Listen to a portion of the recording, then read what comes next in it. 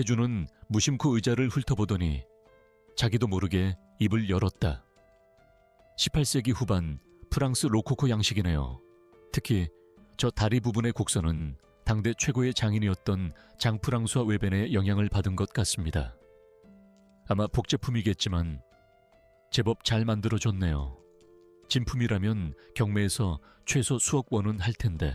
시리우스 그룹의 심장부 60층 스카이라운지에 위치한 회장실은 도시의 야경을 한눈에 담고 있었다. 거대한 통유리창 너머로 서울의 불빛들이 마치 보석처럼 흩뿌려져 있었지만 강태준 회장의 눈에는 그저 무감각한 빛의 군집일 뿐이었다. 그는 최고급 가죽 소파에 몸을 깊숙이 묻은 채 손에 든 위스키 잔을 천천히 흔들었다. 얼음이 부딪히는 맑은 소리만이 정막을 깨고 있었다. 그의 전문적인 설명이 끝나자마자 주변의 공기가 순간 싸늘하게 식었다. 서연이 놀라움과 의아함이 뒤섞인 눈으로 그를 뚫어지게 쳐다보고 있었다. 민준 씨, 그걸 어떻게 그렇게 잘 알아요? 마치 박물관 큐레이터 같아요. 그녀의 순수한 감탄 섞인 질문에 태준의 등에서는 식은땀이 흘렀다. 방금 끝난 긴급 이사회는 그의 완벽한 승리로 끝났다. 적대적 인수를 시도하던 경쟁사를 보기 좋게 눌러버리고 오히려 그들의 핵심 기술 부문을 역으로 흡수하는 데 성공한 것이다. 회의실을 나서는 임원들은 저마다 경외와 찬사가 뒤섞인 목소리로 그의 결단력을 칭송했다. 하지만 그 모든 환호와 아첨 속에서 태주는 지독한 공허함만을 느꼈다. 그는 자신이 무슨 말을 했는지 깨닫고 아찔해졌다. 강태주는 취미로 고미술품을 수집하는 컬렉터였지만 가난한 경호원 김민주는 그런 것을 알 리가 없었다. 그는 황급히 둘러댔다. 아, 그게 예전에 경호를 맡았던 분이 이런 걸 수집하는 취미가 있으셨어요. 어깨너머로 주워들은 게 좀 있어서 괜히 아는 척했네요. 그의 주변에는 언제나 사람들이 넘쳐났다. 그의 재력, 그의 권력, 그리고 시리우스라는 거대한 이름에 이끌린 사람들. 그들은 태준의 말 한마디에 울고 웃었지만 정작 인간 강태준에게는 아무런 관심이 없었다. 29의 젊은 나이에 이 모든 것을 이룬 천재 경영인이라는 타이틀은 그에게는 벗어 던질 수 없는 무거운 갑옷과도 같았다. 다행히 서연은 더 이상 의심하지 않고 그의 말을 믿어주는 듯 했다. 그렇구나. 정말 대단해요. 민준 씨는 아는 게 참 많은 것 같아요. 그녀는 다시 해맑게 웃었지만 태주는 자신의 심장이 철렁 내려앉는 것을 느꼈다. 오늘은 운 좋게 넘어갔지만 이런 실수가 언제 또 반복될지 몰랐다.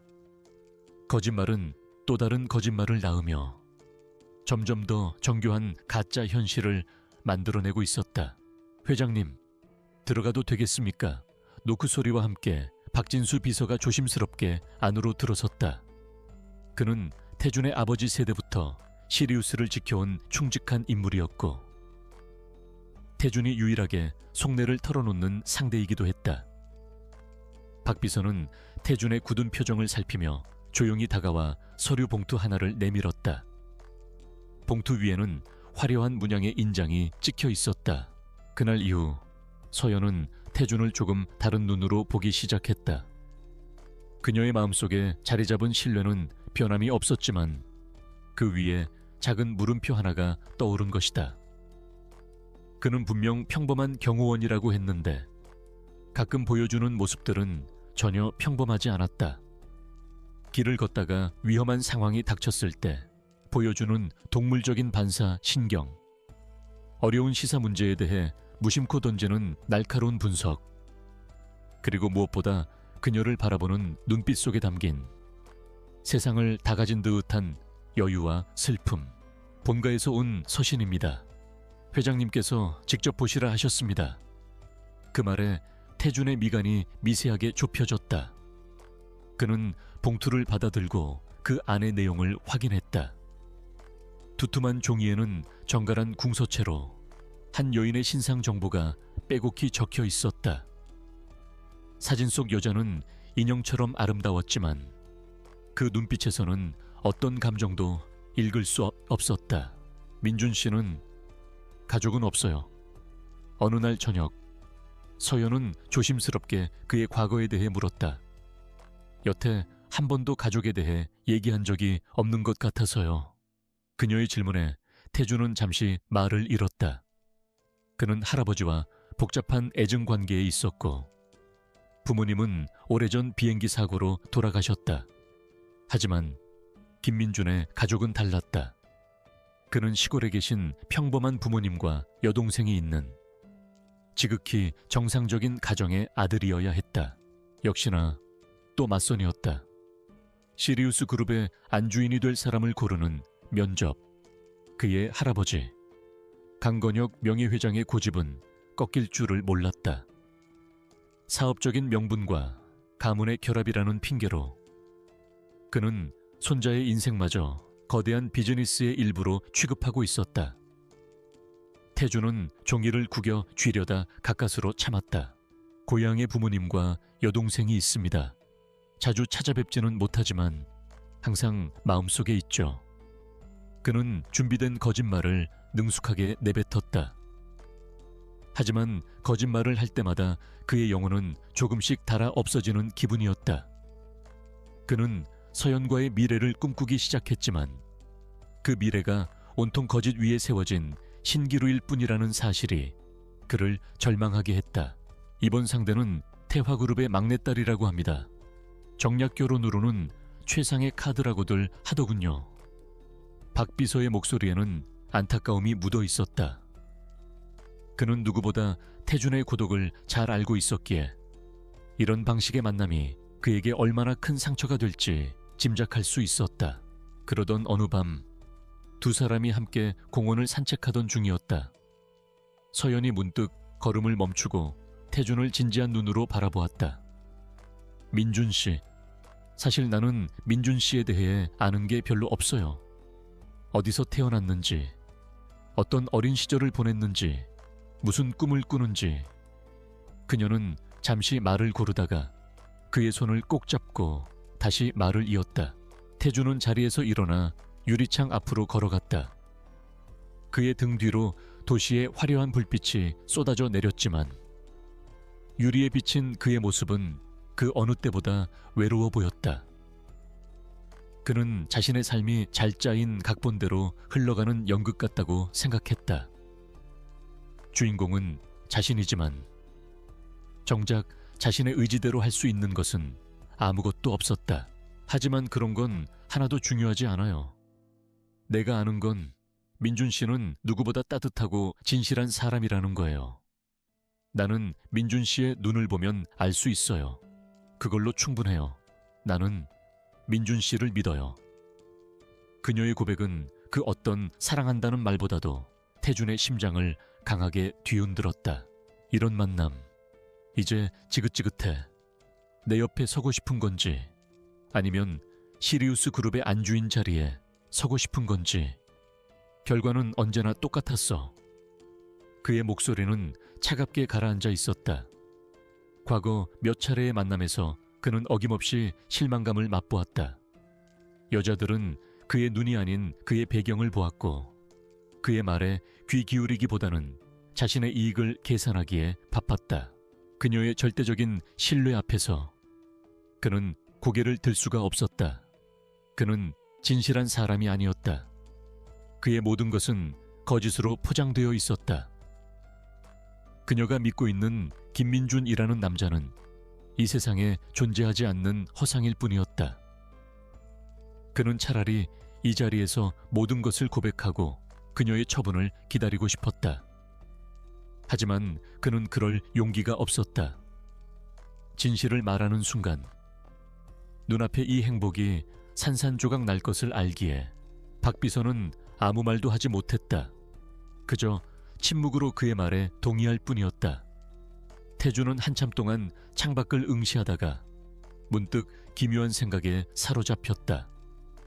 만약 자신이 시리우스 그룹의 회장 강태준이 아니라면, 아무것도 가진 것 없는 평범한 남자라면 사람들은 자신을 어떻게 대할까? 특히 사진 속의 저 여자, 그는 아무 말 없이 그저 서연을 자신의 품에 힘껏 끌어안았다. 그녀의 작은 온기가 그의 차가운 마음을 녹이는 것 같았지만 동시에 지독한 죄책감이 그의 목을 졸라왔다. 그는 지금 진실과 거짓의 아슬아슬한 경계선 위에 서 있었다. 한 걸음만 잘못 내디디면 모든 것이 무너져 내릴 낭떠러지였다. 그는 이 위험한 사랑을 과연 지켜낼 수 있을까? 어둠 속에서 그의 얼굴 위로 깊은 고뇌의 그림자가 드리워졌다. 그는 천천히 몸을 돌려 박 비서를 바라보았다. 그의 눈빛이 이전과는 다르게 장난기 어린 동시에 위험한 빛을 띠고 있었다. 박 비서, 재미있는 생각 하나가 떠올랐어. 어차피 거절할 수 없는 자리라면 판을 한번 흔들어 보는 건 어떨까? 박 비서는 태준의 의도를 파악하지 못하고 어리둥절한 표정을 지었다. 서연의 신뢰가 담긴 고백은 태준에게 구원이자 동시에 깊은 형벌이었다. 그는 그녀와의 행복한 미래를 꿈꾸면서도 그 모든 것이 거대한 기만 위에 세워져 있다는 사실에 매일 밤 고통스러워했다. 하지만 그는 멈출 수 없었다.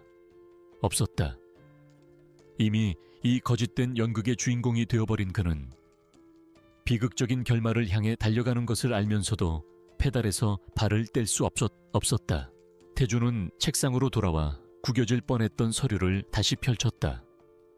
이 여자를 만나지.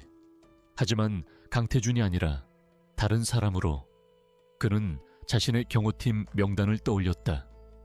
그 중에는 최근에 입사하여 얼굴이 거의 알려지지 않은 평범한 인상의 젊은 경호원이 있었다. 김민준. 이름도 배경도 너무나 평범해서 오히려 완벽했다. 그의 개인적인 고뇌와는 별개로 시리우스 그룹은 거대한 전환점을 맞이하고 있었다. 정부가 추진하는 초대형 국책 사업인 그린 솔라리스 프로젝트의 사업자 선정이 임박한 것이다. 그린 솔라리스는 단순한 신도시 개발 사업이 아니었다. 그것은 최첨단 친환경 기술과 인공지능을 결합하여 미래 도시의 청사진을 제시하는 대한민국의 차세대 성장 동력을 책임질 프로젝트였다. 내가 경호원 김민준이 되는 거야. 가난하고 내세울 것 하나 없는 평범한 남자. 그런 나를 태화그룹의 공주님께서 어떻게 대하는지 한번 보고 싶어졌어.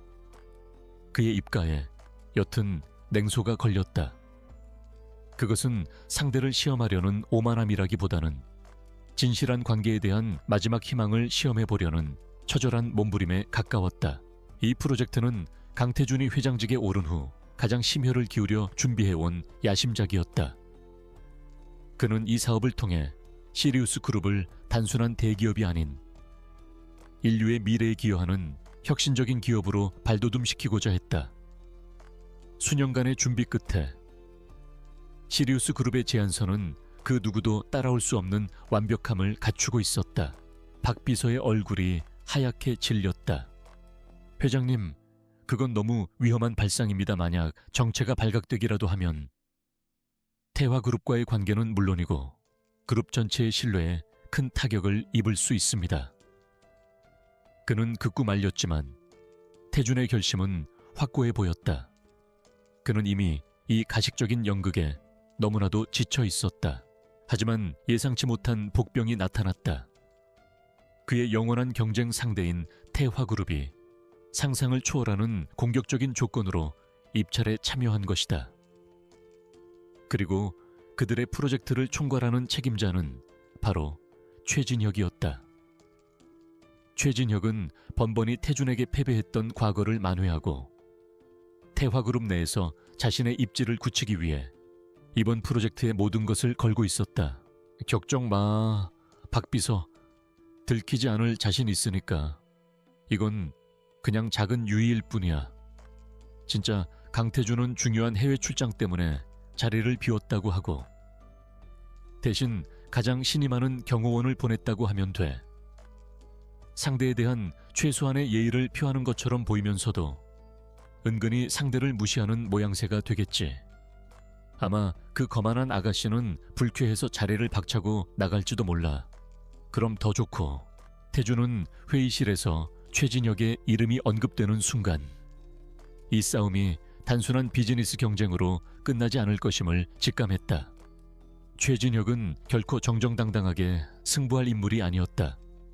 아니나 다를까 며칠 후 박 비서가 긴급한 표정으로 그의 집무실을 찾아왔다.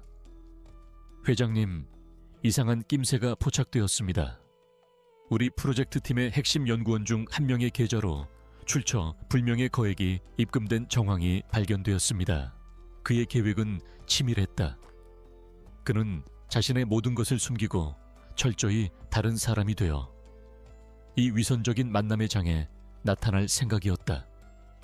어쩌면 이것은 그의 마지막 반항일지도 몰랐다.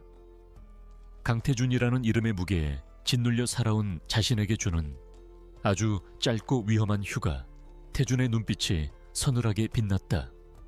역시나 산업 스파이를 심어 내부 정보를 빼내려는 수작이었다. 보통의 경영자라면 해당 연구원을 즉시 해고하고 보안을 강화하는 선에서 일을 처리했을 것이다. 하지만 강태준은 달랐다. 그는 위기를 기회로 만드는데 능숙한 승부사였다. 내버려둬. 그리고 그 연구원에게는 우리가 준비한 가하자 제안서를 슬쩍 흘리도록 해. 다음 날부터 태준의 비밀스러운 변신이 시작되었다. 그는 박 비서의 도움을 받아 경호원 김민준에 대한 모든 정보를 머릿속에 집어넣었다. 그의 출신, 가족관계, 경력, 심지어 사소한 습관까지. 그리고는 자신의 옷장을 가득 채운 명품 슈트 대신 시장에서 산 값싼 정장과 구두를 준비했다. 그의 지시에 박 비서는 의아한 표정을 지었다. 가짜 제안서 말입니까? 그래, 겉보기에는 완벽하지만 실제 기술 구현에 있어 치명적인 결함을 몇 가지 숨겨놓은 제안서. 최진혁은 눈뜬장님처럼 그걸 물고 가겠지. 그리고 최종 발표회의 날 스스로 무덤을 파는 꼴을 우습게 구경해주면 되는 거야. 그의 전략은 대담하고 치밀했다. 거울 앞에 선 태준의 모습은 완벽하게 다른 사람이 되어 있었다. 값비싼 시계와 액세서리를 모두 벗고 전문가의 손길이 닿은 머리 스타일 대신 평범하게 내린 머리는 그를 한층 더 어려 보이게 만들었다. 날카롭고 위압적이던 회장의 눈빛은 사라지고 어딘가 모르게 순박하고 과묵한 청년의 모습만이 남아있었다. 그렇게 태준이 보이지 않는 전쟁을 준비하는 동안 최진혁의 아기는 또 다른 방향으로 뻗어 나가고 있었다. 그는 한서연의 마음을 사로잡은 김민준이라는 정체불명의 경호원에 대한 의심을 거두지 않고 있었다. 그는 자신의 패배를 인정할 수 없었고 그 원인을 모두 김민준에게 돌렸다. 그는 비열한 방법으로라도 김민준의 실체를 밝혀내 서연의 앞에서 그를 무너뜨리기로 결심했다. 정말 알아보지 못하겠습니다. 박 비서는 감탄과 우려가 뒤섞인 목소리로 말했다. 태준은 거울 속 자신의 모습을 낯설게 바라보았다. 김민준이라는 이름의 이 남자는 그가 평생을 갈망해왔지만 결코 가질 수 없었던 자유를 상징하는 듯 했다. 그는 왠지 모를 해방감과 함께 미세한 긴장감을 느꼈다. 최진혁은 흥신소에 거액을 주고 김민준의 뒷조사를 의뢰했다. 태준이 만들어낸 김민준이라는 인물은 서류상으로는 완벽했지만 실제 생활 기록은 거의 없는 유령 같은 존재였다. 하지만 태준은 이런 상황까지 미리 예측하고 있었다. 그는 박 비서를 통해 김민준의 가짜 행적들을 미리 만들어 두었고 흥신소 직원들이 그의 동선을 추적할 것에 대비해 철저한 계획을 세워놓았다. 약속 당일 태준은 평소 타던 방탄 차량 대신 낡은 국산차를 직접 몰아 약속 장소인 호텔 카페로 향했다. 운전하는 내내 그의 심장은 미묘하게 떨리고 있었다. 이것은 단순한 장난이 아니었다. 어쩌면 그의 인생 전체를 건 도박일지도 모른다. 그는 이 만남을 통해 무엇을 확인하고 싶었던 걸까? 인간의 가치가 그 사람이 가진 배경에 의해 결정되는지, 아니면 그 자체로 존중받을 수 있는지. 그러나 아무리 완벽한 계획이라도 예상치 못한 변수는 생기는 법이다. 어느 주말, 태준이 서연과 함께 한적한 수목원에서 데이트를 하고 있을 때였다. 그는 즐겁게 웃고 있는 서연의 모습을 카메라에 담으며 잠시 경계심을 풀고 있었다. 바로 그 순간, 그의 예리한 감각이 등 뒤에서 다가오는 미세한 위험 신호를 포착했다. 카페에 도착한 그는 익숙하게 발렛 파킹을 맡기려다 멈칫했다. 경호원 김민준이라면 주차장을 찾아 헤매는 것이 더 자연스러울 터였다. 그는 어색하게 웃으며 차를 돌려 지하 주차장으로 향했다. 사소한 행동 하나하나가 그에게는 새로운 도전이었다. 약속 시간보다 조금 일찍 도착한 그는 창가 자리에 앉아 상대를 기다렸다.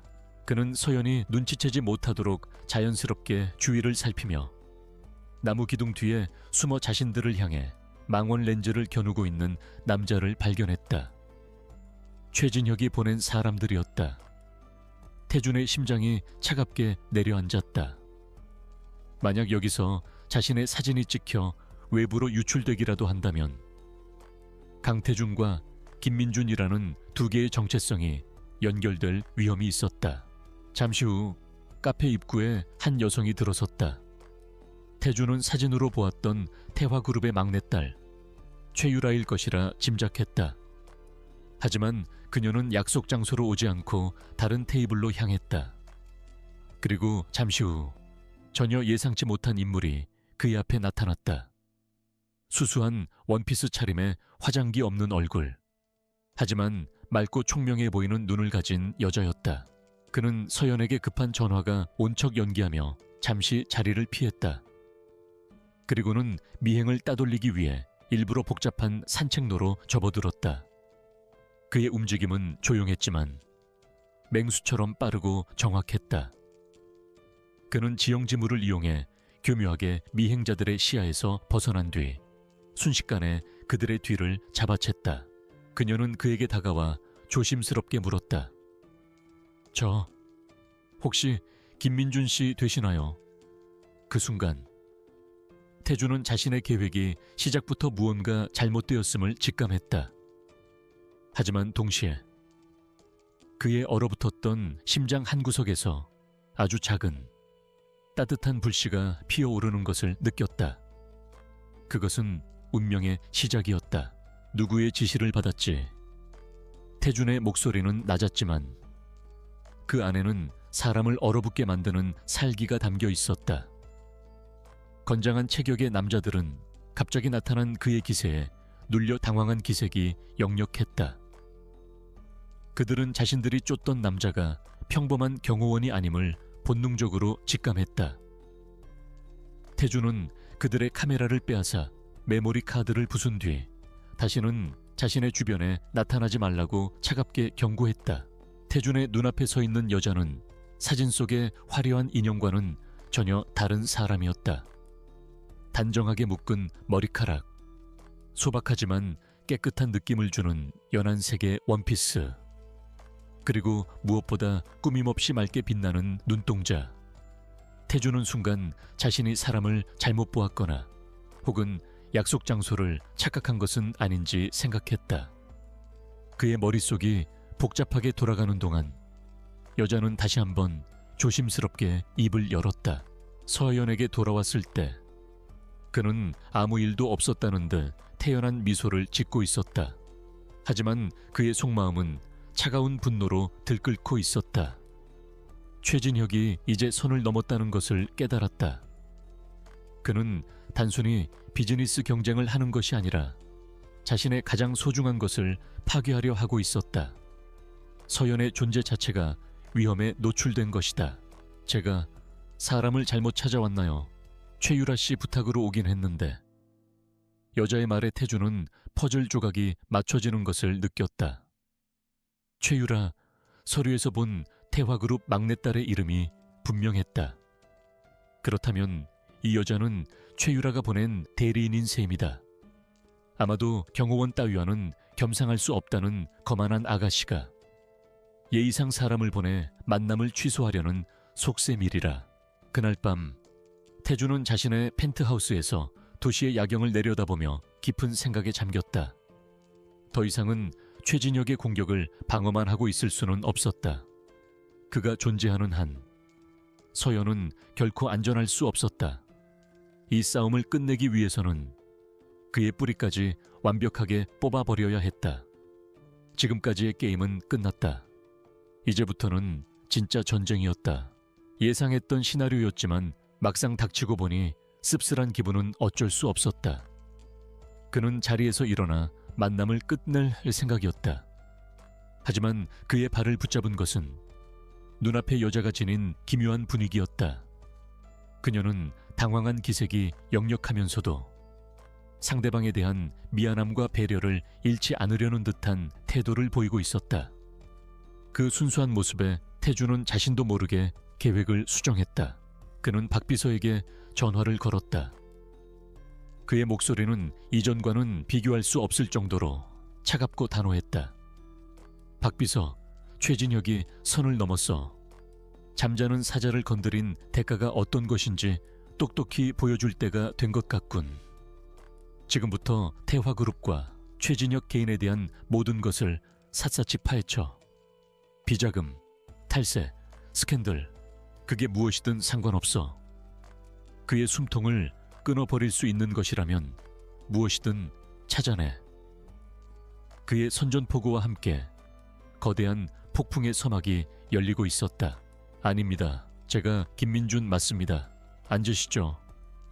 태주는 의자를 빼주는 매너를 보이는 대신 그저 턱짓으로 맞은편을 가리켰다. 경호원 김민준이라면 그래야 자연스러울 터였다. 여자는 잠시 머뭇거리다 그의 맞은편에 조심스럽게 앉았다. 어색한 침묵이 두 사람 사이에 흘렀다. 먼저 입을 연 것은 여자 쪽이었다. 강태준의 선전포고는 단순한 분노의 표출이 아니었다. 그것은 모든 것을 끝내기 위한 치밀하게 계산된 전쟁의 시작이었다. 그날 이후 시리우스 그룹의 심장부, 회장실 안쪽에 위치한 비밀 전략실의 불은 꺼질 줄을 몰랐다. 그곳은 그룹 내에서도 오직 극소수의 핵심 인물만이 존재를 아는 최첨단 보안 시스템으로 둘러싸인 강태준만의 성역이었다. 저는 한서연이라고 합니다. 정말 죄송하게 됐어요. 친구인 유라가 갑자기 급한 일이 생기는 바람에 제가 대신 사과 말씀을 전하러 나왔습니다. 무례를 용서해 주세요. 그녀는 진심으로 미안한 표정을 지으며 고개를 숙였다. 태주는 그녀의 얼굴을 가만히 들여다보았다. 거짓이나 꾸밈이 없는 맑은 얼굴이었다. 태주는 이 전쟁을 수행하기 위해 자신만의 최전계팀을 소집했다. 평생을 시리우스 그룹에 헌신해온 충직한 집사, 박진수 비서를 중심으로 국정원 출신의 보안팀장, 월스트리트에서 스카우트해온 M&A 전문 변호사, 그리고 히드라라는 닉네임으로 더 유명한 전설적인 화이트 해커까지 각 분야의 최고 전문가들이 강태준이라는 지휘관 아래 완벽한 하나의 팀으로 움직이기 시작했다. 괜찮습니다. 어차피 큰 기대는 하지 않았으니까요. 태준은 일부러 무뚝뚝하고 건조한 톤으로 대답했다. 하지만 그의 속마음은 달랐다. 그는 한서연이라는 여자에게 조금씩 흥미가 생기고 있었다. 그녀는 왜 이런 귀찮은 부탁을 들어주었을까? 보통의 관계라면 이런 자리에 대신 나오는 일은 거의 없을 텐데 우리의 목표는 태화그룹을 무너뜨리는 것이 아니다. 전략실 중앙에선 태준이 낮고 단호한 목소리로 말했다. 목표는 오직 하나, 최진혁이다. 그의 사회적 생명은 물론 개인으로서의 자존심까지 완전히 짓밟아 재기불능 상태로 만드는 것. 이를 위해 합법과 불법의 경계를 넘나드는 것을 허락한다. 모든 책임은 내가 진다. 유라가 철이 좀 없어요. 아마 김민준 씨의 직업을 듣고 만나기 곤란하다고 생각했을지도 몰라요. 대신 사과드릴게요. 한서연은 친구를 감싸면서도 솔직하게 상황을 설명했다. 그녀의 말에서 친구에 대한 애정과 함께 친구의 잘못된 행동을 부끄러워하는 양심이 동시에 느껴졌다. 태주는 이런 종류의 솔직함을 아주 오랜만에 겪어보는 참이었다.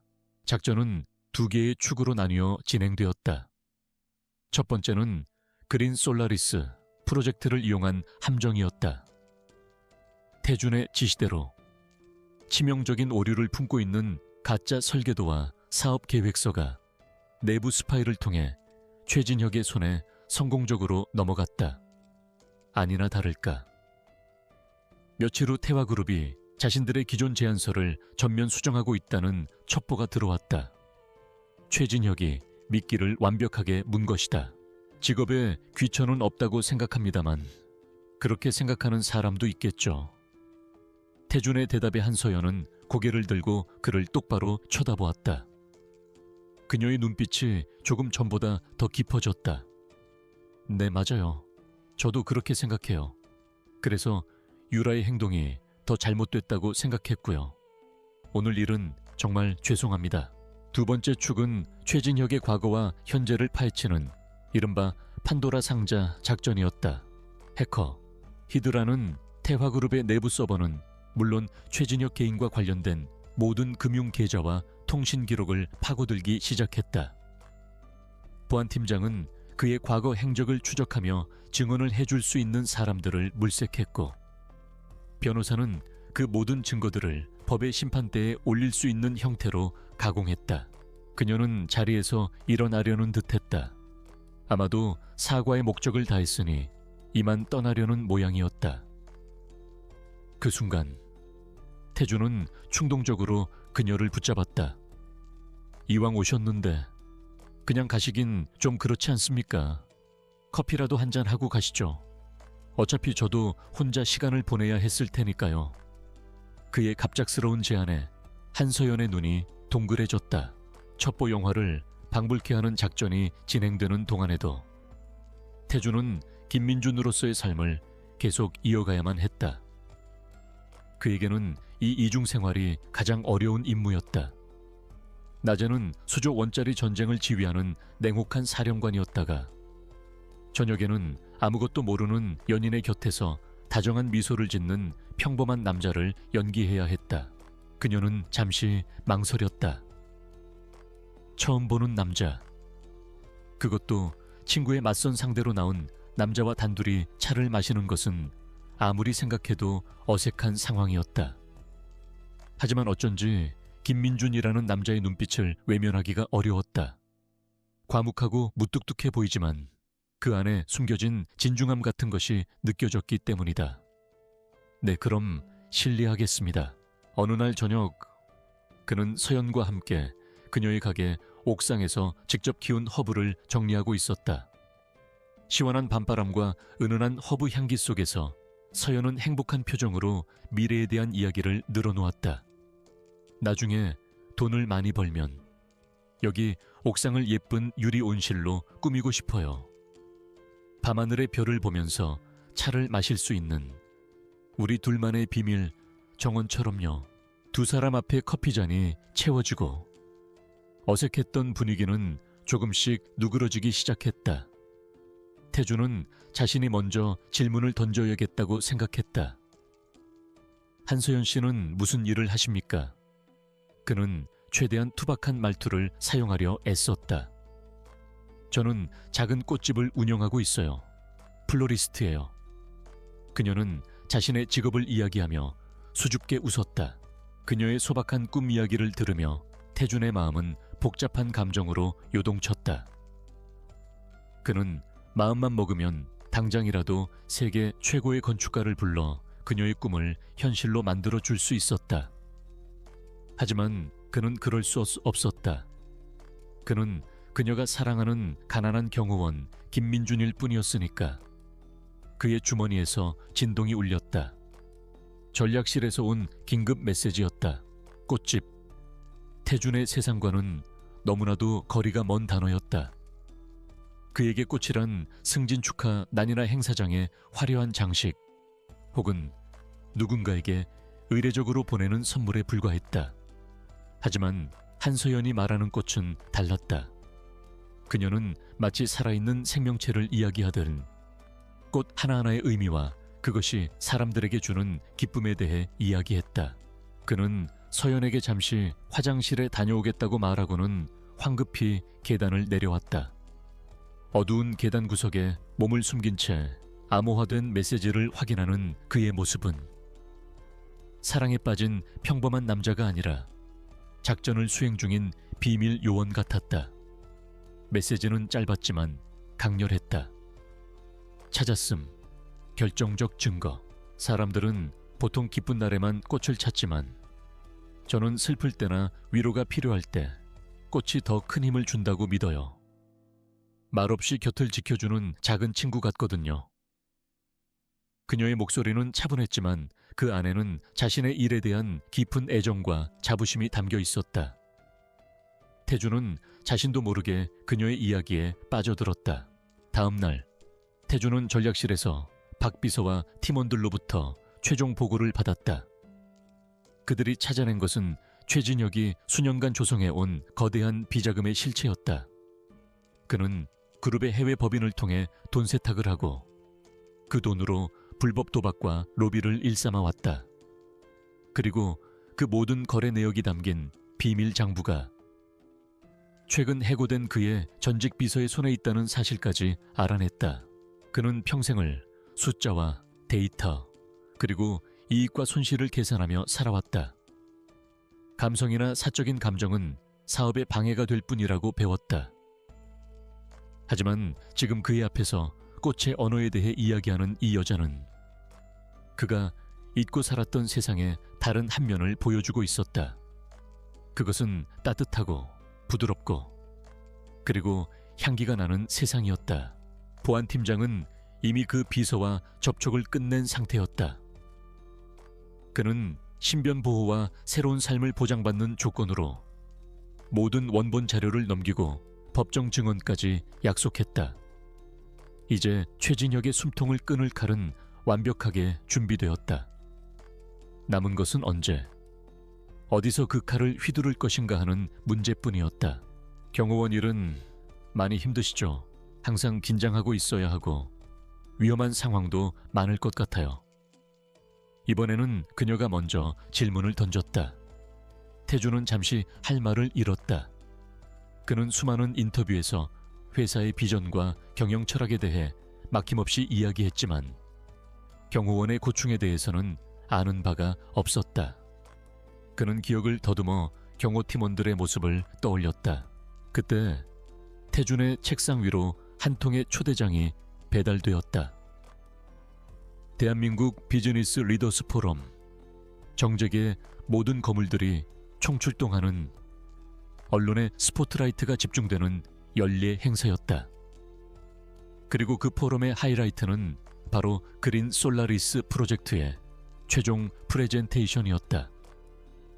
시리우스 그룹의 강태준과 태화그룹의 최진혁이 모든 사람 앞에서 정면으로 맞붙는 무대.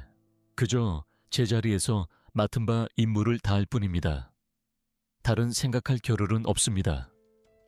그는 최대한 간결하고 사실적으로 대답했다.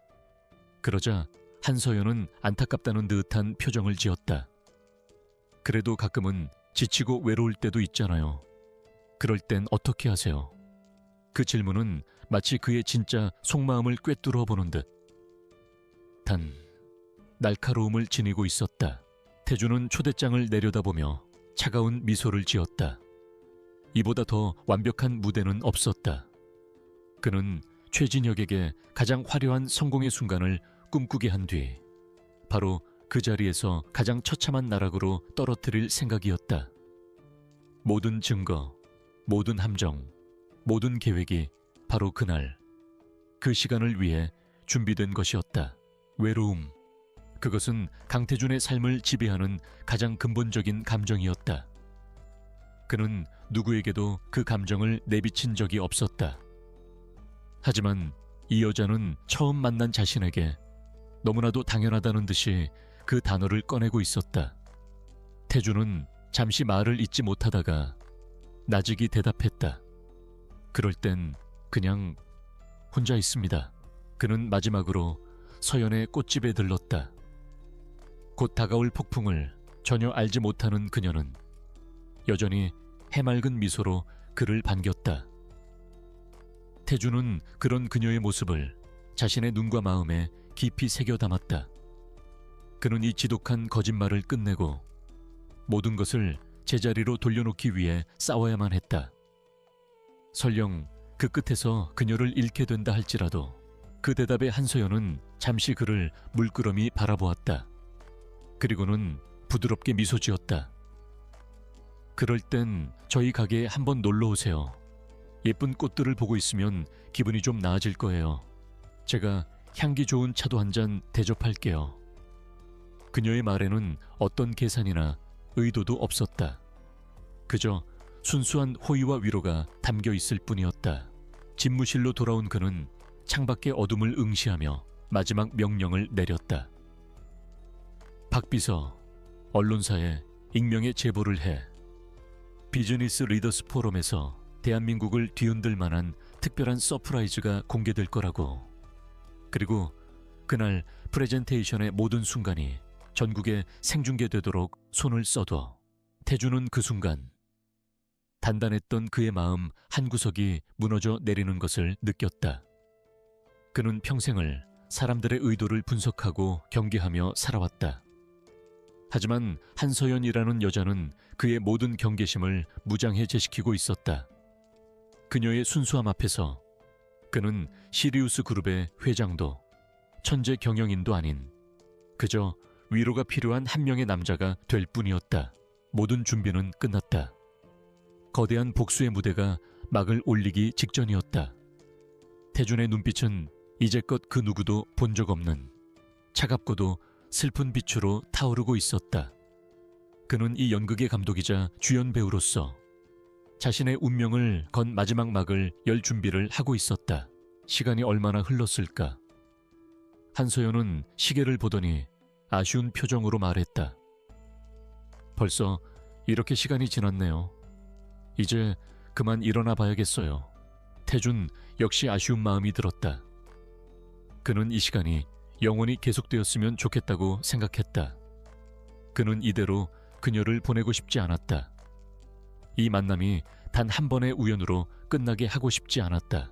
대한민국 비즈니스 리더스 포럼이 열리는 컨벤션 홀은 시작 전부터 뜨거운 열기로 가득했다.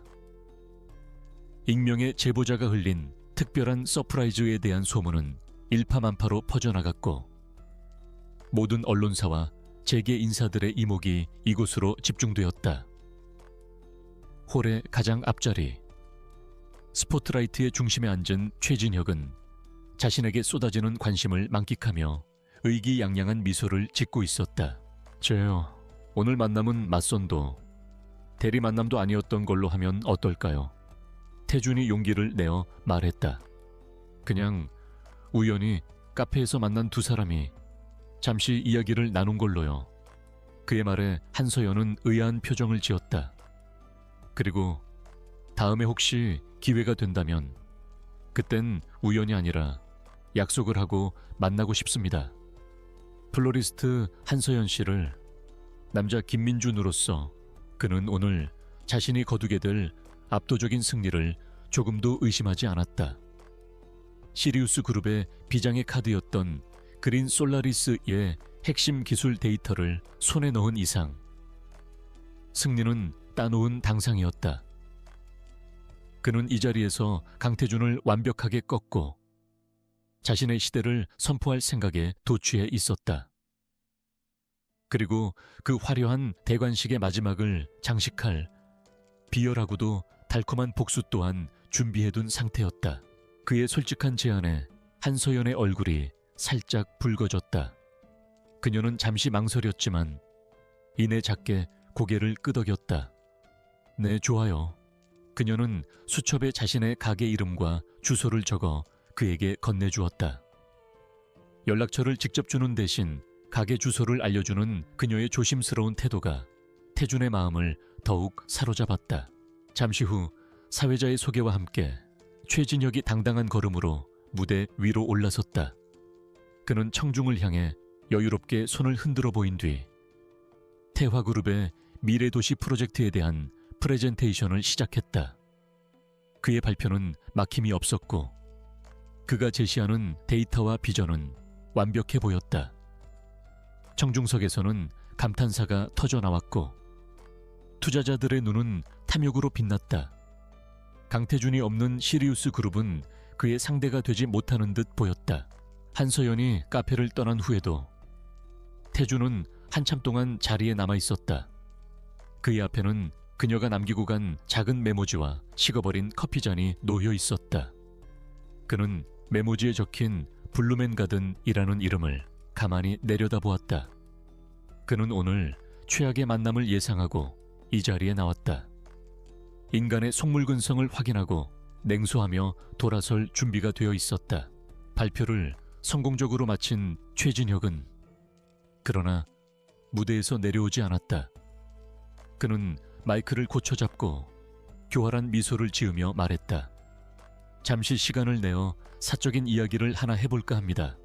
최근 저의 경쟁자인 시리우스 그룹의 강태준 회장께서 아주 재미있는 분과 어울리고 있다는 소식을 들었습니다.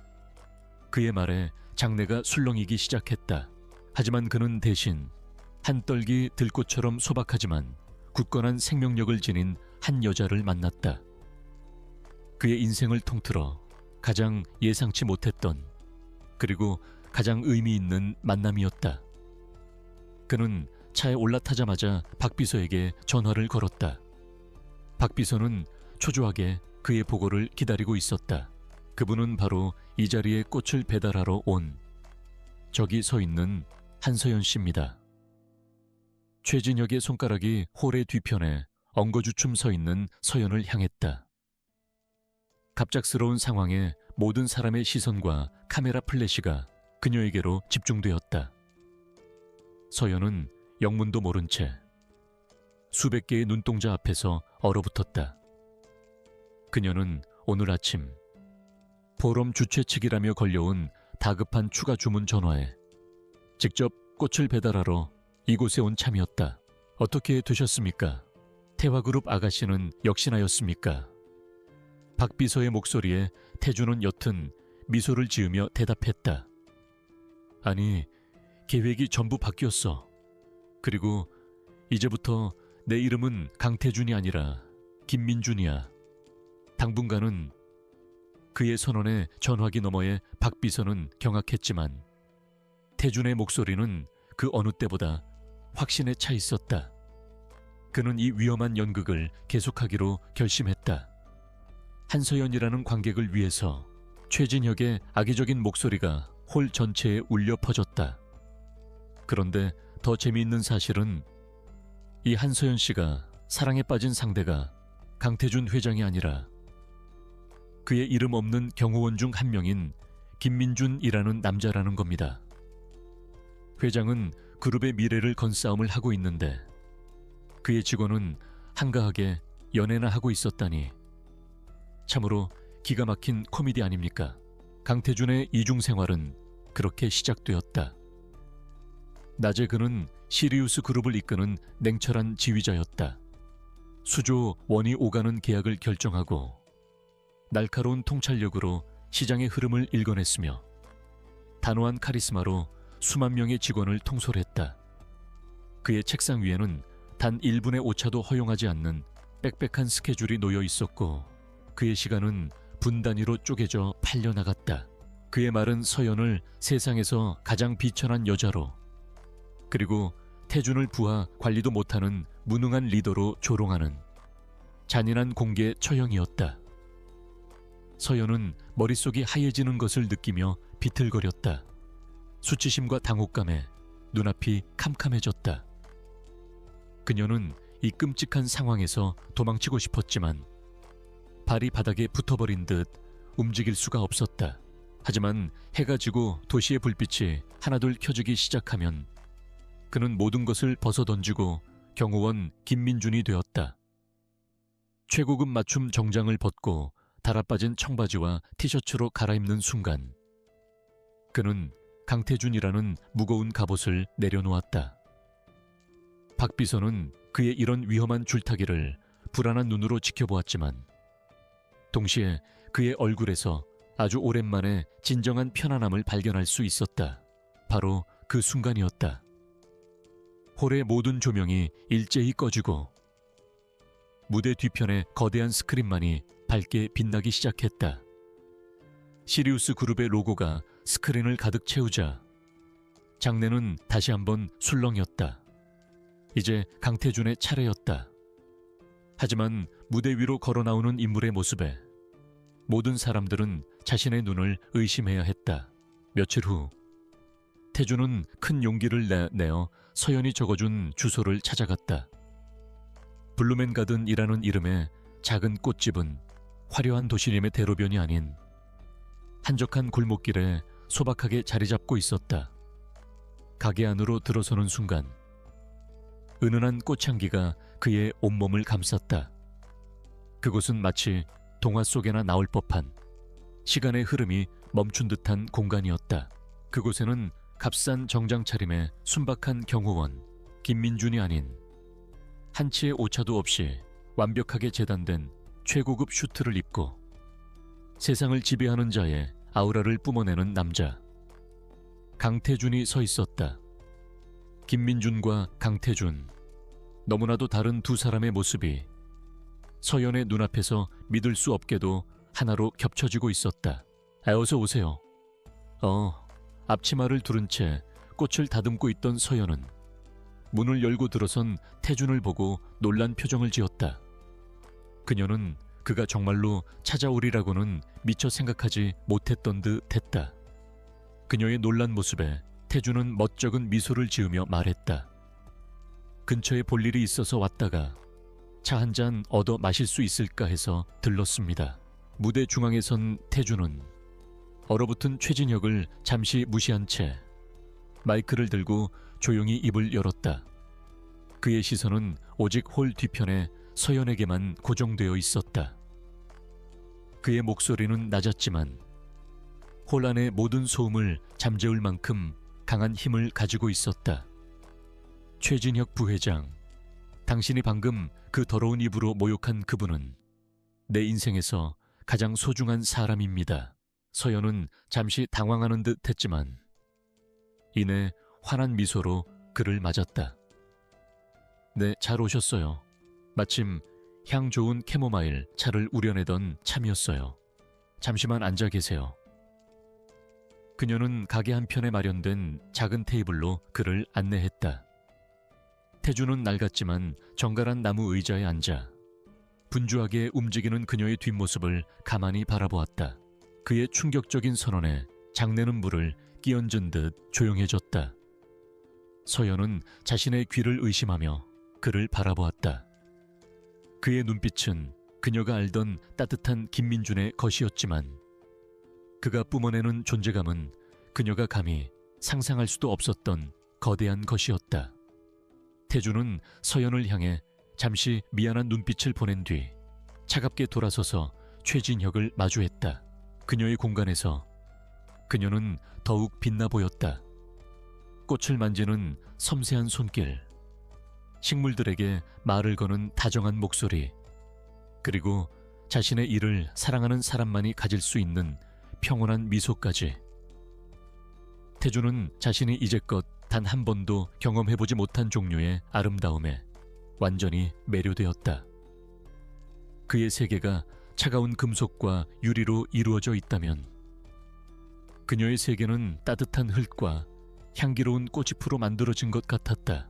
그리고 이제부터 당신은 그 대가를 치르게 될 겁니다. 그 말을 신호로 시리우스 그룹의 진짜 프레젠테이션이 시작되었다. 하지만 스크린에 나타난 것은 그린 솔라리스의 청사진이 아니었다. 그것은 최진혁이 방금 전 자신만만하게 발표했던 태화그룹의 제안서였다. 태주는 그 제안서의 곳곳에 숨겨진 치명적인 기술적 오류들을 하나씩 냉정하게 지적하기 시작했다. 따뜻한 찻잔을 사이에 두고 두 사람의 대화는 어색함 없이 이어졌다. 그는 과묵한 경호원이라는 설정에 충실하기 위해 주로 듣는 역할을 했지만 그것만으로도 충분히 행복했다. 서연은 그에게 꽃의 종류와 의미에 대해 설명해 주기도 하고 가게를 운영하며 겪는 소소한 어려움과 보람에 대해 이야기하기도 했다. 그의 앞에서 그녀는 조금도 자신을 꾸미려 하지 않았다. 이 설계도대로라면 당신들이 짓겠다는 미래 도시는 완공 후 6개월 안에 도시 전체가 블랙아웃되는 대재앙을 맞게 될 겁니다. 남의 것을 훔치는 데만 급급했지. 그것을 이해할 능력은 없었던 모양이군요. 그의 조롱 섞인 설명에 최진혁의 얼굴은 하얗게 질려갔다. 자신이 완벽한 함정에 빠졌음을 깨달은 것이다. 그날 이후 태준의 저녁 시간은 온전히 서연을 위해 사용되었다. 그는 퇴근 후 꽃집에 들러 그녀가 가게 문을 닫는 것을 돕기도 하고 함께 늦은 저녁을 먹기도 했다. 그들의 데이트는 소박하기 그지없었다. 값비싼 레스토랑 대신 허름한 분식집에서 떡볶이를 먹었고 화려한 오페라 공연 대신 동네 공원을 나란히 걸었다. 하지만 그것은 시작에 불과했다. 스크린의 화면이 바뀌고 최진혁이 수년간 조성해온 비자금 내역과 돈 세탁 기록 그리고 불법 로비를 증명하는 비밀 장부의 내용이 적나라하게 공개되기 시작했다. 전직 비서의 얼굴이 영상에 나타나 그의 모든 범죄 사실을 눈물로 고발했다. 전국에 생중계되고 있는 화면 앞에서 최진혁의 모든 것이 발가벗겨지고 있었다. 태준에게는 그 모든 것이 처음이었다. 사람들의 시선을 의식하지 않고 길거리 음식을 먹는 것, 북적이는 시장의 활기를 느끼는 것, 그리고 돈이 아닌 마음으로 누군가와 시간을 보내는 것. 그는 서연과 함께하는 시간을 통해 자신이 얼마나 비인간적인 삶을 살아왔는지를 깨달았다. 그리고 김민준이라는 가짜 인격 속에서 역설적이게도 가장 진실한 자기 자신을 발견하고 있었다. 홀은 순식간에 아수라장으로 변했다. 기자들의 플래시가 미친 듯이 터지고 곳곳에서 고함 소리가 들려왔다. 그 순간 홀의 문이 열리며 검사들이 들이닥쳤다. 태준의 팀이 미리 흘려둔 정보에 따라 현장에서 최진혁을 긴급 체포하기 위해 온 것이었다. 최진혁은 망연자실한 표정으로 그 자리에 주저앉았다. 그의 화려했던 왕국이 단 몇 분 만에 잿더미로 변해버린 것이다. 하지만 사랑이 깊어질수록 그의 마음속 거짓말의 무게 또한 무거워져 갔다. 그는 서연의 순수한 신뢰 앞에서 종종 죄책감에 시달렸다. 그녀가 민준 씨는 참 든든하고 좋은 사람이에요 라고 말할 때마다 그의 심장은 서늘하게 내려앉았다. 그는 좋은 사람이 아니었다. 그는 지금 이 순간 사랑하는 여자를 완벽하게 속이고 있는 기만자일 뿐이었다. 모든 혼돈의 중심에서 태준의 눈은 오직 한 사람, 서연을 향하고 있었다. 그는 거대한 전쟁에서 승리했다. 원수를 갚았고 사랑하는 여자를 지켜냈다. 하지만 그녀의 눈에서 그가 발견한 것은 안도나 기쁨이 아니었다. 그곳에는 감당할 수 없는 충격과 깊은 혼란, 그리고 무엇보다도 서늘한 배신감만이 가득했다.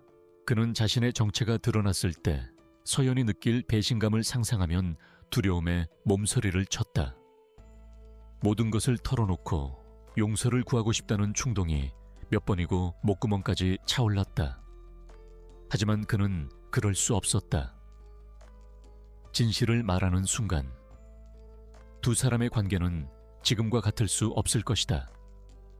서연은 더 이상 자신을 순수하게 바라봐주지 않을 것이고 그들의 사이에는 시리우스 그룹이라는 거대한 벽이 세워질 터였다.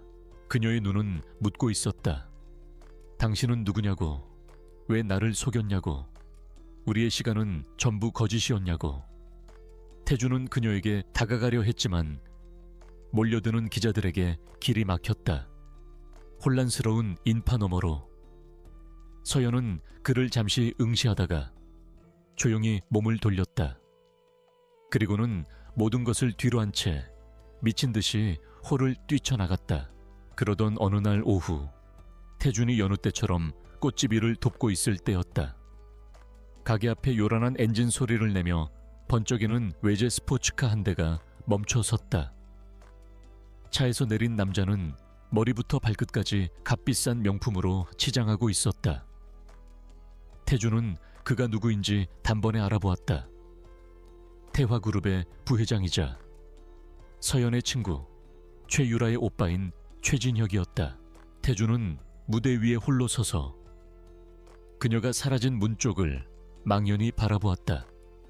카메라 플래시가 쉴 새 없이 터지고 사람들의 환호와 아우성이 뒤섞여 그의 귓가를 맴돌았다. 그는 모든 것을 손에 넣은 승리자였지만 동시에 가장 소중한 것을 잃어버린 패배자였다. 화려한 승리의 순간, 그의 가슴에는 지독한 공허함과 함께 뼈아픈 상실의 고통이 밀려오고 있었다. 최진혁은 거만한 태도로 가게 안으로 들어서며 서연을 향해 말했다. 한서연 씨, 아직도 이런 작은 가게에서 소일거리나 하고 있었나.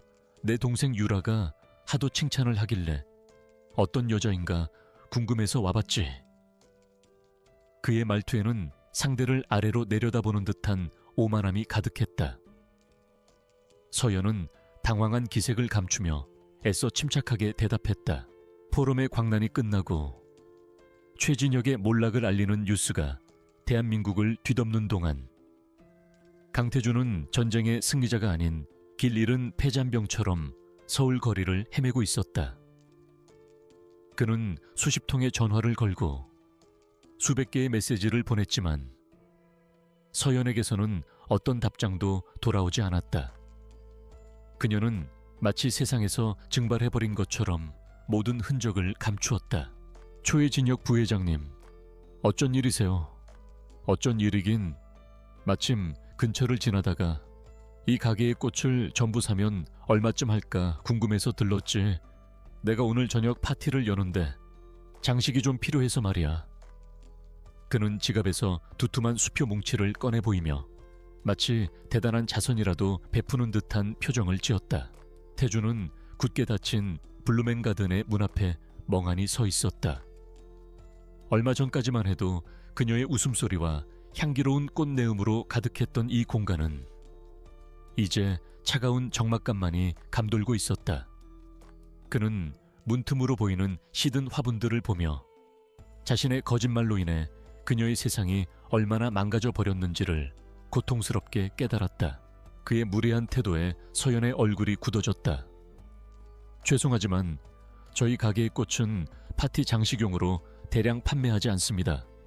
하나하나 소중하게 키워서 정말로 필요로 하는 분들께 드리고 싶거든요. 그녀의 거절에 최진혁의 눈썹이 꿈틀거렸다. 그는 자신의 재력을 거부하는 사람은 처음 겪어본다는 듯한 표정이었다. 그는 자신의 모든 정보력을 동원해 그녀를 찾으려 했다. 하지만 그럴수록 자신이 얼마나 어리석었는지를 깨닫게 될 뿐이었다. 그는 그녀를 지킨다고 생각했지만 사실은 거대한 자신의 세상 속으로 그녀를 끌어들여 상처 입힌 것에 불과했다. 그는 서연이 스스로 모습을 드러내기 전까지 그녀를 찾지 않기로, 아니 찾아서는 안 된다고 결심했다. 그때 그의 시선이 서연의 옆에 서 있는 태준에게로 향했다. 그는 태준의 허름한 옷차림을 위아래로 훑어보더니 경멸적인 웃음을 터뜨렸다. 이쪽은 누구 새로 뽑은 아르바이트생인가. 인상이 꽤나 촌스럽군. 그의 모욕적인 말에 태준의 눈빛이 차갑게 가라앉았다. 주먹이 저절로 굳게 쥐어졌지만 그는 지금 자신이 김민준이라는 사실을 상기하며 가까스로 분노를 억눌렀다. 한편 서연은 서울을 떠나 남쪽의 작은 바닷가 마을에 머물고 있었다. 그곳은 어릴 적 할머니와 함께 살았던 낡은 집이 있는 그녀만의 안식처였다. 그녀는 매일 아무 생각 없이 해변을 걸었다. 부서지는 파도를 보며 그녀는 산산조각난 자신의 마음을 보았다. 그녀는 배신감에 몸서리쳤다. 서연이 그를 보호하려는 듯 앞으로 나섰다. 제 지인이에요. 부회장님께서 함부로 말씀하실 분이 아닙니다. 지인 한서연 씨도 보는 눈이 참 없군. 이런 남자와 어울리다니. 내가 더 나은 상대를 얼마든지 소개해 줄 수 있는데. 최진혁은 포기하지 않고 끈질기게 서연에게 접근했다. 그녀가 사랑했던 김민주는 세상에 없는 사람이었다. 그녀가 소중하게 여겼던 모든 기억들, 소박한 떡볶이 데이트, 함께 꾸미던 옥상 정원, 그의 무뚝뚝하지만 다정했던 위로, 그 모든 것이 대한민국 최고의 재벌 회장이 연출한 한 편의 연극이었다고 생각하니 숨을 쉴 수 없을 만큼 고통스러웠다. 그는 대체 왜 그녀는 그 질문에 대한 답을 찾을 수가 없었다. 어디였다. 태주는 더 이상 참을 수 없었다. 그는 조용히 최진혁의 앞을 가로막아 섰다. 그는 아무 말도 하지 않았지만 그의 눈빛은 얼음장처럼 차가웠다. 평범한 경호원이라고는 믿을 수 없는 위압적인 기세에 최진혁은 순간적으로 움찔했다. 뭐야, 이 자식은. 그녀는 뉴스에서 강태준이라는 남자에 대한 소식을 접했다. 그는 냉철한 판단력과 압도적인 카리스마로 위기에 빠진 경제를 구원할 영웅처럼 묘사되고 있었다. 하지만 그녀의 눈에는 그저 차갑고 무서운, 그리고 모든 것을 기만하는 낯선 사람으로 보일 뿐이었다. 그녀가 알던 따뜻한 남자, 김민준의 흔적은 어디에서도 찾아볼 수 없었다. 손님, 더 이상 영업에 방해되는 행동을 하시면 경찰을 부를 수밖에 없습니다. 태주는 낮고 침착한 목소리로 말했다. 그 목소리에는 상대의 숨통을 조이는 듯한 힘이 실려 있었다. 최진혁은 자존심이 상해 얼굴이 붉어졌지만 어쩐지 태준의 기세에 눌려 더 이상 아무 말도 하지 못했다.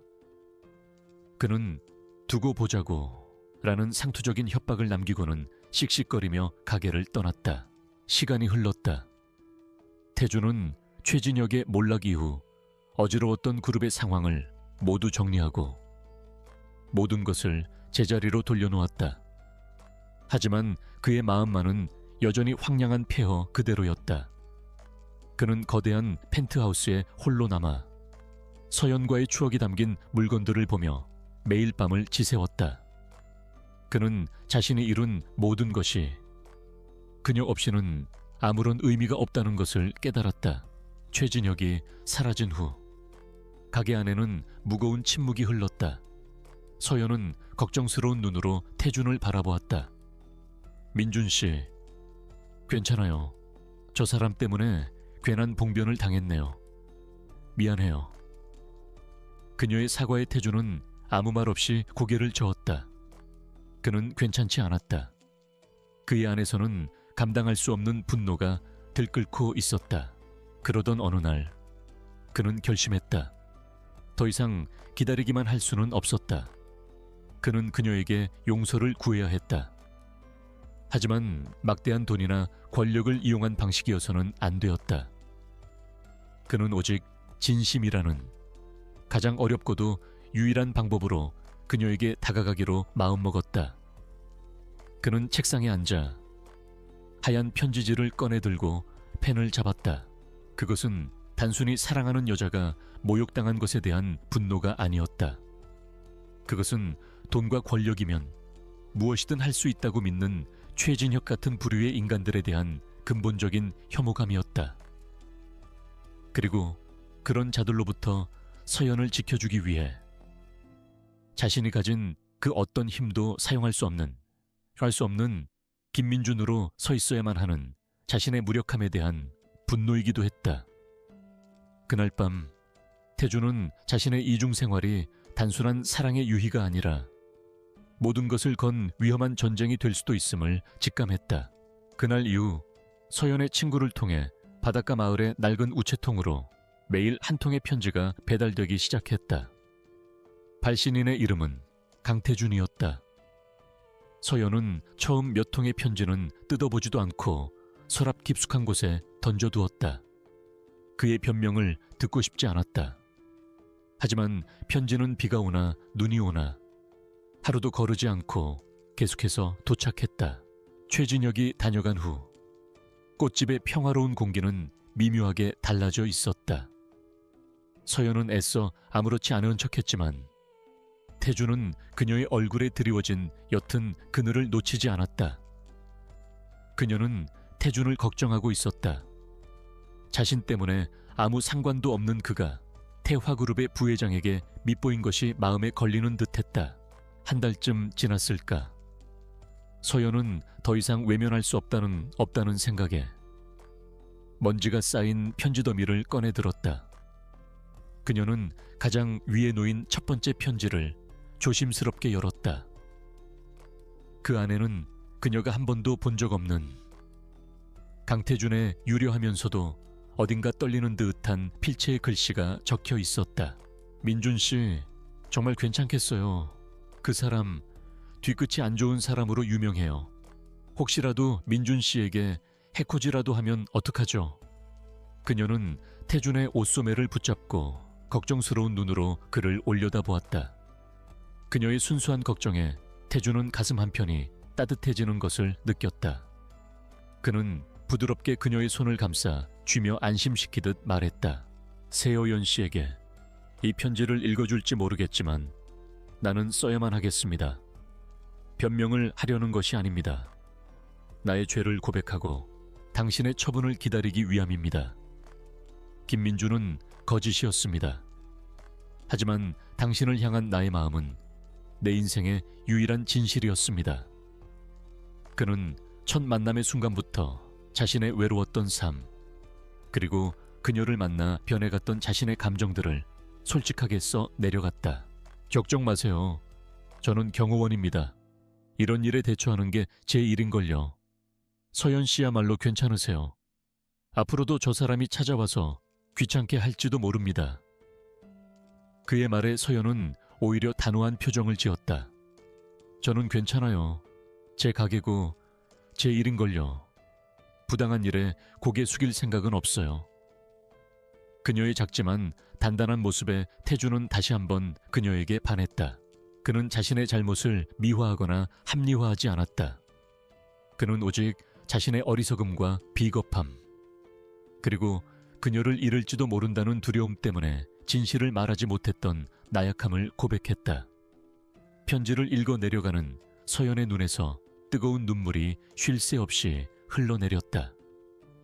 그녀는 편지 속에서 무대 위의 차가운 회장 강태준이 아닌 자신이 사랑했던 고독하고 서툰 남자 김민준을 발견하고 있었다.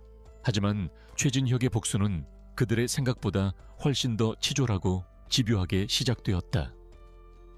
며칠 후 서연의 꽃집에 대한 악의적인 후기들이 인터넷 커뮤니티와 SNS에 동시다발적으로 올라오기 시작했다.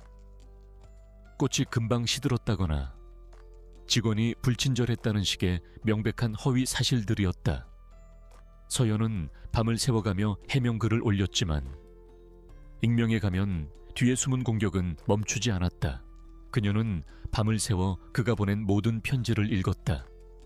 그 안에는 그녀와 함께했던 소소한 순간들에 대한 그의 기억과 그녀가 자신에게 얼마나 큰 구원이었는지에 대한 절절한 고백이 담겨 있었다. 그리고 마지막 편지에는 이렇게 적혀 있었다. 나는 이제 더 이상 당신을 찾지 않겠습니다. 대신 당신의 세상이 있던 곳에서 당신이 돌아오기를 기다리겠습니다. 영원히 매출은 눈에 띄게 줄었고 단골 손님들의 발길마저 뜸해졌다. 서연은 가게에 홀로 앉아 텅 빈 거리를 바라보는 시간이 늘어났다. 태주는 그런 그녀의 곁을 묵묵히 지켰다. 그는 김민준으로서 그녀를 위로하고 함께 악성 댓글에 반박글을 달아주는 것 외에는 할 수 있는 일이 없었다. 며칠 후 서연은 친구로부터 한 통의 전화를 받았다. 친구는 믿을 수 없다는 듯한 목소리로 말했다. 서연아, 너희 가게 앞에 강태준 회장이 와 있어. 서연은 심장이 내려앉는 것 같았다. 그 사람이 왜 거기 있어? 나도 몰라. 그냥 굳게 닫힌 가게 문 앞에 서서 한참 동안 안을 들여다보다가 네가 밖에 내놓고 간 화분에 물을 주고는 조용히 돌아갔어. 어제도 그제도 그랬대. 하지만 강태준은 달랐다. 그는 박 비서에게 즉시 시리우스 그룹의 사이버 보안팀을 동원하라고 지시했다. 국내 최고의 전문가들로 구성된 팀은 몇 시간 만에 악성 게시글의 최초 유포지가 태화그룹 홍보팀의 IP 주소와 연관되어 있다는 사실을 밝혀냈다. 태준은 증거를 확보한 뒤 언론사에 슬쩍 정보를 흘리는 대신 그저 조용히 해당 게시글들을 인터넷에서 삭제시켰다. 지금은 최진혁을 자극할 때가 아니었다. 친구의 말을 듣는 순간 서연의 마음을 짓누르고 있던 단단한 얼음벽에 균열이 가기 시작했다. 그는 그녀를 찾아와 용서를 강요하지 않았다. 그는 그저 그녀의 흔적이 남은 곳을 묵묵히 지키며 그녀가 아끼던 작은 생명들을 돌보고 있었다. 그것은 강태준의 방식이 아닌 김민준의 방식이었다. 악성 루머가 잠잠해지자 최진혁은 다음 단계로 넘어갔다. 이번에는 서연의 오랜 거래처였던 화훼 농장들이 하나둘씩 그녀와의 거래를 끊기 시작했다. 이유도 없이 갑자기 꽃을 공급해 줄 수 없다는 통보가 날아왔고 서연은 당장 가게에 들여놓을 신선한 꽃을 구하지 못해 발을 동동 굴렀다. 최진혁이 뒤에서 압력을 넣은 것이 분명했다. 그날 밤 서연은 잠을 이룰 수 없었다. 그녀의 머릿속은 온통 그에 대한 생각으로 가득했다. 그가 저지른 기만은 용서할 수 없었다. 하지만 편지 속에 담긴 그의 진심과 그의 어리석지만 절박했던 기다림은 그녀의 마음을 송두리째 흔들고 있었다. 그녀는 여전히 그를 용서할 수 없었지만 동시에 미치도록 그가 보고 싶었다. 그녀는 이제 선택을 해야만 했다. 이대로 그를 외면할 것인가? 아니면 다시 한번 그를 마주할 용기를 낼 것인가? 창밖으로 새벽이 밝아오고 있었다. 서연은 포기하지 않았다. 그녀는 직접 차를 몰고 교회의 작은 농장들을 일일이 찾아다니며 새로운 공급처를 확보하려 애썼다. 흙먼지를 뒤집어 쓴 채 지친 모습으로 가게에 돌아오는 그녀를 보며 태준의 마음은 타들어가는 듯했다. 그는 당장이라도 최진혁의 멱살을 잡고 이 모든 것을 멈추게 만들고 싶었다. 며칠간의 기나긴 불면의 밤이 지나고 서연은 마침내 결정을 내렸다. 그녀는 더 이상 과거의 상처와 배신감 속에 숨어있을 수만은 없었다. 그를 용서할 수 있을지는 여전히 알 수 없었지만 이 모든 것을 끝맺기 위해서라도 그를 마주해야만 했다. 그녀는 이른 새벽 할머니의 낡은 집에 작별 인사를 구하고 서울로 향하는 첫차에 몸을 실었다. 그날 밤 시리우스 그룹 회장실의 불은 늦게까지 꺼지지 않았다. 태준은 박 비서를 통해 거래가 끊긴 농장들의 명단을 확보했다. 그리고 시리우스 그룹이 운영하는 호텔 체인과 백화점의 모든 플라워 디자인 계약을 바로 그 농장들과 맺도록 지시했다. 이전과는 비교도 할 수 없는 막대한 규모의 계약이었다.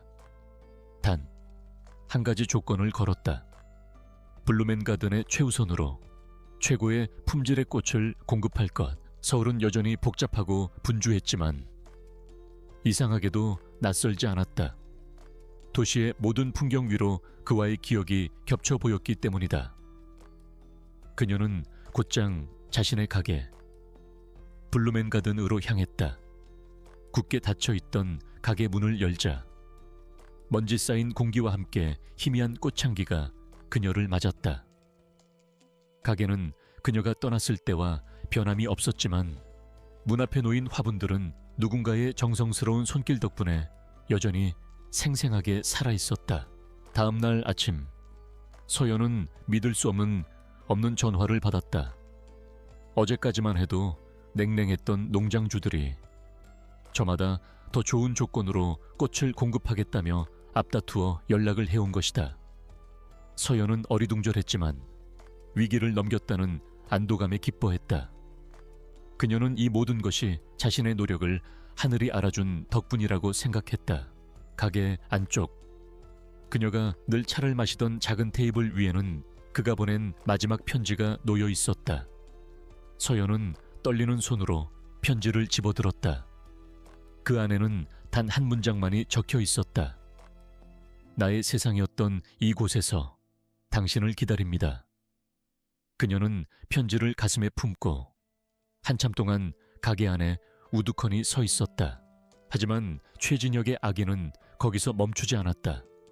그의 마지막 카드는 서연에게 가장 치명적인 것이었다.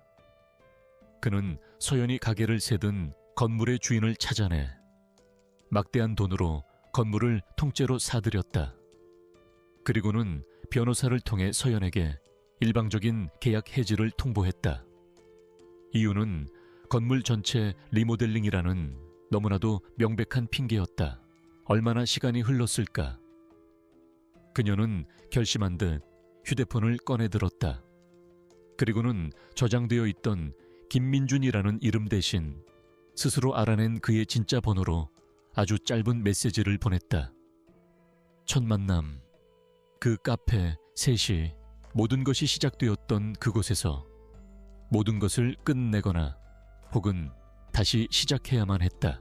자신의 꿈과 땀이 서린 공간에서 쫓겨날 위기에 처하자 서연은 마침내 무너져 내렸다. 그녀는 텅 빈 가게에 주저앉아 소리 없이 눈물을 흘렸다. 그 어떤 어려움에도 꿋꿋했던 그녀였기에 그 눈물은 태준의 가슴을 더욱 아프게 후벼 팠다. 그는 조용히 그녀의 곁으로 다가가 어깨를 감싸 안았다. 지금 그가 김민준으로서 해줄 수 있는 유일한 위로였다. 약속 시간이 되기 10분 전 태준은 이미 카페 창가 자리에 앉아 있었다. 그는 며칠 밤을 제대로 자지 못한 사람처럼 수척해 보였지만 그의 눈빛만은 애타는 기다림으로 절박하게 빛나고 있었다. 마침내 카페 문이 열리고 서연이 들어서는 순간 그는 자리에서 벌떡 일어섰다.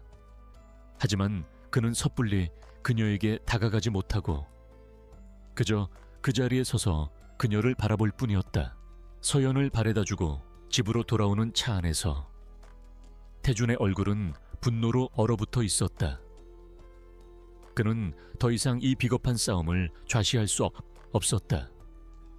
그는 자신의 모든 힘을 사용해서라도 서연을 지켜야겠다고 결심했다. 하지만 어떻게 자신의 정체를 드러내는 순간 그는 서연의 신뢰를 영원히 잃게 될 것이다. 서연은 천천히 걸어와 그의 맞은편에 앉았다. 두 사람 사이에는 무거운 침묵이 흘렀다. 먼저 입을 연 것은 서연이었다. 그녀의 목소리는 미세하게 떨리고 있었지만 그 안에는 단단한 결심이 담겨 있었다. 나는 김민준이라는 사람을 사랑했어요. 그녀의 말에 태준의 얼굴이 고통으로 일그러졌다. 그는 박 비서에게 전화를 걸어 지시를 내렸다. 그의 목소리는 강철처럼 차갑고 단호했다. 박 비서, 당장 우리 그룹의 해외 투자 자회사 중 하나를 이용해서 그 건물을 매입해 최진혁이 제시한 가격의 2배, 아니 3배를 불러. 무슨 수를 써서라도 오늘 안에 내 손에 들어와야 해. 단 우리의 이름이 드러나서는 절대 안 돼. 그는 가난했지만 따뜻했고 서툴렀지만 진실했어요. 하지만 그는 존재하지 않는 사람이었죠. 내 앞에 있는 당신은 누구인가요? 매일 밤 내 가게 앞 화분에 물을 주던 사람인가요?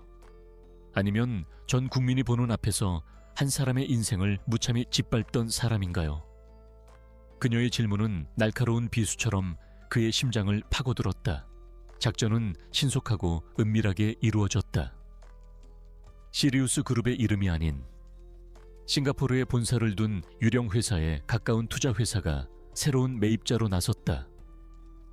최진혁은 갑자기 나타난 막강한 자금력의 경쟁자 앞에서 속수무책으로 물러날 수밖에 없었다. 그는 대체 어떤 세력이 자신의 일을 방해하는지 알아내려 했지만 철저한 위장 뒤에 숨은 실체는 찾을 수 없다.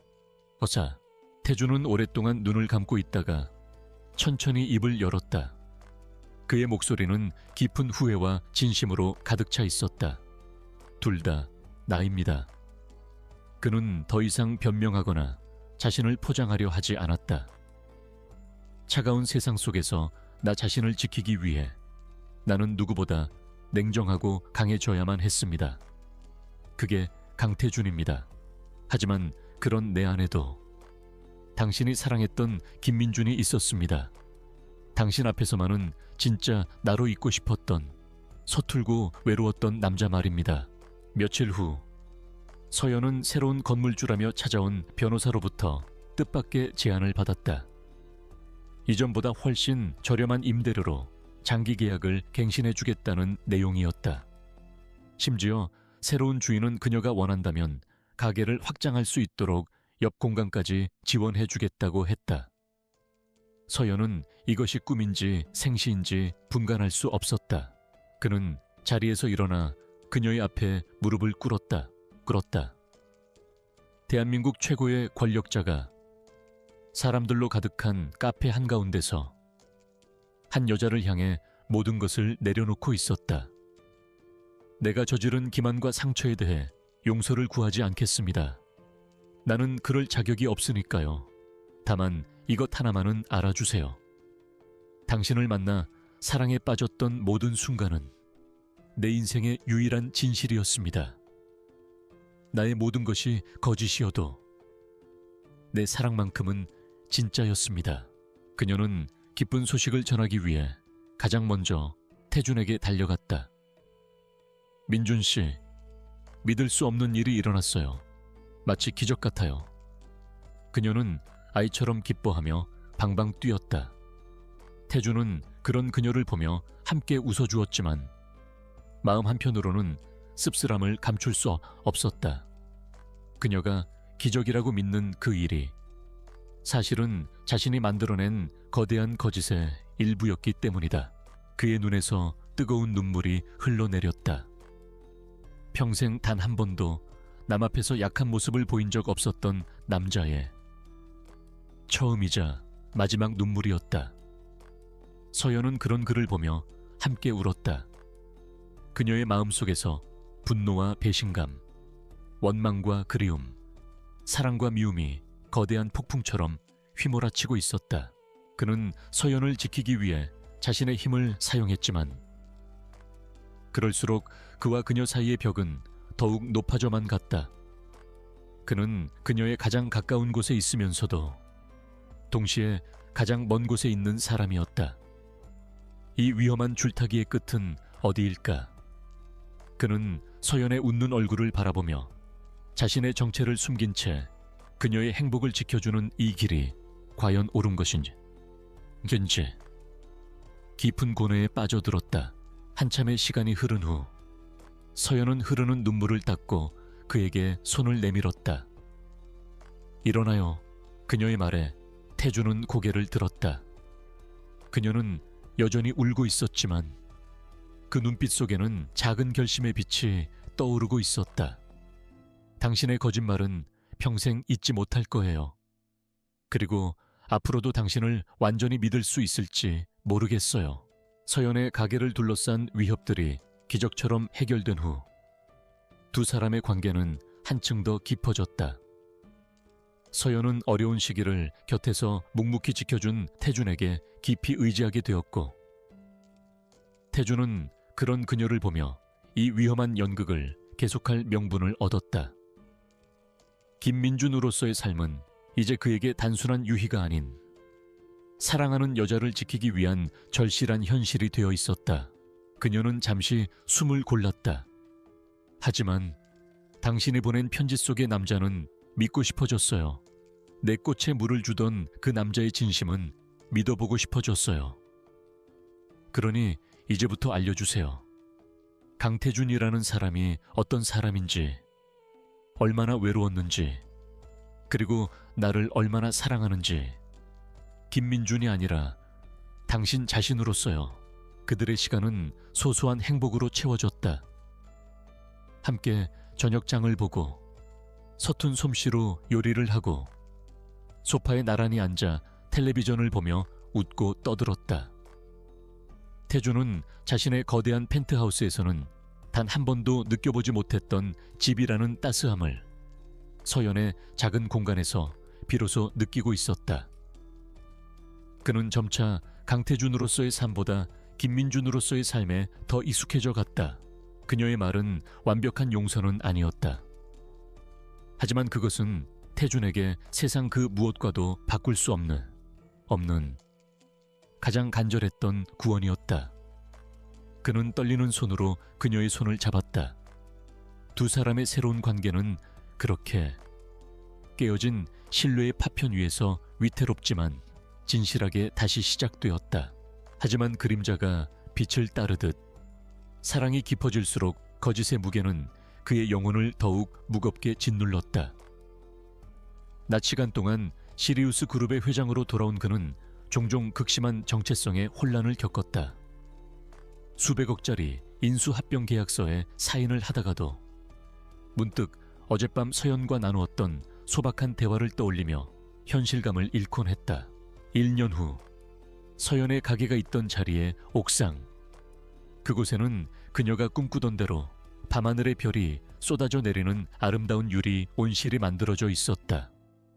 서연은 새로 들여온 라벤더 화분을 정리하고 있었고 태준은 서툰 솜씨로 그녀를 돕고 있었다.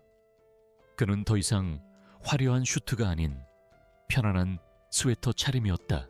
그는 거울 속에 비친 자신의 모습을 보며 자문했다. 과연 어떤 것이 진짜 나인가? 세상의 정점에서 모든 것을 군림하는 강태준인가? 아니면 한 여자의 곁에서 평범한 행복을 느끼는 김민준인가? 그는 서연을 사랑하면 할수록 그녀를 속이고 있는 자신을 견딜 수가 없었다. 그녀의 맑은 눈을 볼 때마다 그는 자신이 세상에서 가장 비겁한 사기꾼이 된 것만 같았다. 아직도 흙 만지는 게 그렇게 서툴러서 어떡해요. 서연의 핀잔에 태준은 아이처럼 멋쩍게 웃었다. 배우는 중이잖소. 당신의 세상에 대해서, 그리고 행복에 대해서. 그는 잠시 일손을 멈추고 달빛 아래 더욱 빛나는 서연의 얼굴을 사랑스럽게 바라보았다. 그의 눈빛은 더 이상 고독하거나 슬프지 않았다. 그곳에는 오직 평온과 깊은 사랑만이 가득했다. 회장님, 다음 주 해외 투자자 미팅 관련 자료입니다. 박 비서가 내민 서류를 받아들면서도 태준의 머릿속은 온통 서연에 대한 생각뿐이었다. 그녀가 며칠 전부터 감기 기운이 있었는데 약은 제대로 챙겨 먹었을까? 오늘 저녁에는 따뜻한 죽이라도 끓여줘야겠다고 생각했다. 박 비서는 그런 그의 변화를 불안하면서도 안타까운 눈으로 지켜볼 뿐이었다. 나에게 진짜 사는 법을 가르쳐줘서 고마워요. 서연 씨. 그의 진심 어린 고백에 서연은 환하게 미소 지었다. 그녀는 까치발을 들어 그의 뺨에 부드럽게 입을 맞추었다. 당신이야말로 나에게 사랑을 믿을 용기를 줘서 고마워요. 두 사람은 서로를 마주보며 웃었다. 가면을 벗고 수많은 거짓과 오해를 넘어 마침내 서로의 진심에 가닿은 두 사람이었다. 유리 온실 안을 가득 채운 꽃들의 향기가 그들의 새로운 시작을 축복하듯 밤 공기 속으로 부드럽게 퍼져나가고 있었다. 그러던 어느 날 태준은 자신도 모르게 돌이킬 수 없는 실수를 저지르고 말았다. 그날은 서연과 함께 오래된 가구들이 전시된 앤티크 마켓에 구경을 간 날이었다. 서연은 낡은 나무 의자 하나를 보며 감탄했다. 이 의자, 디자인이 정말 독특하고 예쁘네요. 어느 나라 스타일일까요?